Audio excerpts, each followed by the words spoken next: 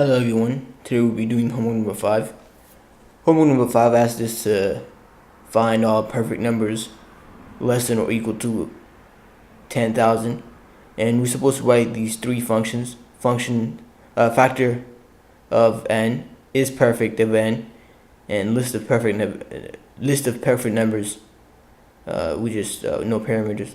And what we're supposed to do is we're supposed to find let's go back. We're supposed to find the factors of n using this, and we're supposed to check if it's perfect using this function, and we're supposed to list all the perfect numbers using this function. And the catch to this is that we have to use the function before on the function that exceeds it. By that I mean we have to use this and this, and we have to use this and this. So this is the code I came up with over here.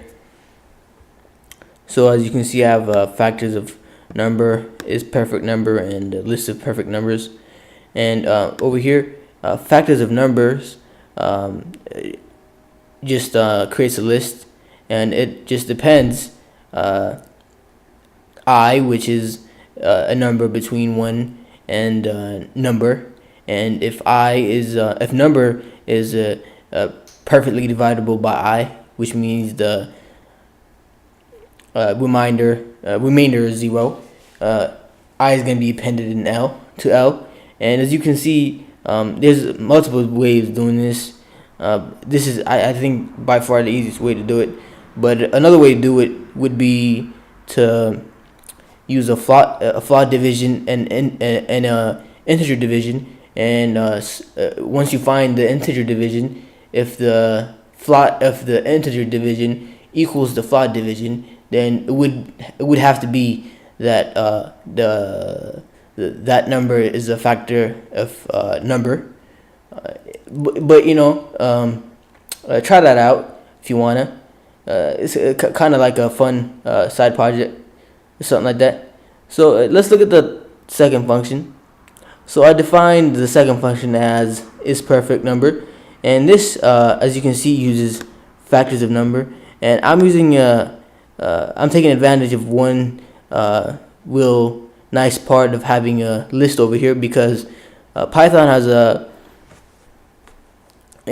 built-in function that sums up lists, and since some factors of number is going to be returning a list, we can just sum that up, and we can set it to ask Python to check if it's equal to number, which is what a perfect number is, where each individual point in that each individual factor adds up to the number, and if that is indeed equal, it will return true, and if that's false, it will return false.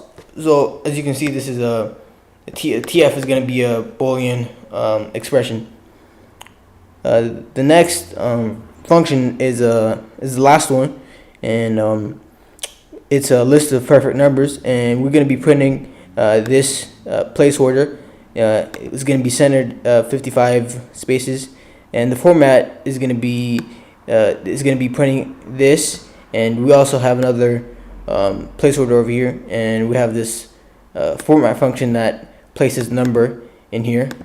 And as you can see, this is using multiple format functions, and it's kind of neat that you can use multiple format functions in one print function. It's pretty nice.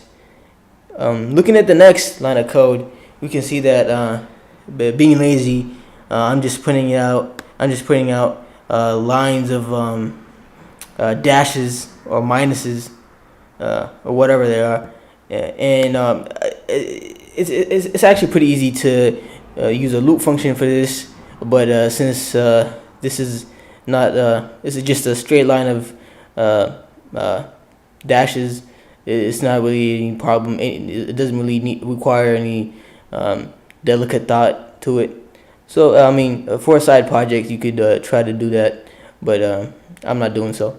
So the next line of code is a loop function. Loop function is going from I to range 1 to number plus 1, and this checks if answer equals is perfect divide, and as you can see, I'm using is perfect in here. And if answer, which is going to be a Boolean, since is perfect is going to be returning a Boolean, this is going to be printed. And take notice that the end is going to be just a space where, and by the end I mean after each print, it's going to be putting spaces, not lines, to separate those prints. And take notice that I'm just using answer over here because what the if function does is it checks if this Boolean expression is true or not, and if it's true, it wants this. Of course, if I have a not over here, a not and OT, it would negate it. So if it was false, it would print. And it's pretty nice that you can just use a Boolean expression over here. So I have 3 test lines over here. So I'll be running this, and of course I went above and beyond, and I used a number in here, but you can change this number to whatever number you want. We were given, I believe, 10,000. Yeah, 10,000. Yeah, I can put 10,000 in here, but I could do so right now, but it won't be as much fun as putting this one in. So I've run this before, and it seems like Python can't go up to this number in a definite amount of time. So I mean, maybe we're lucky this time. So let's run it. As you can see, it brought up 3 of them, and the code is still running. So here's more to come. There's a 4th one.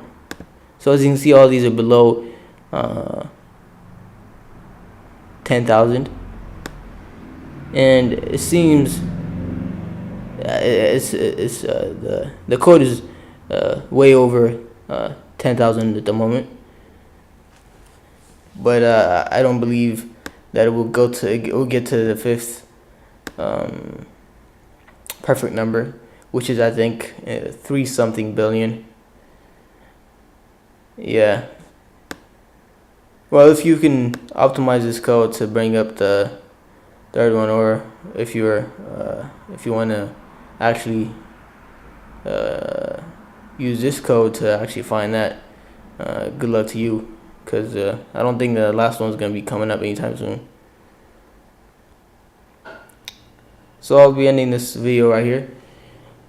Thank you for watching this video. Until next time, see ya.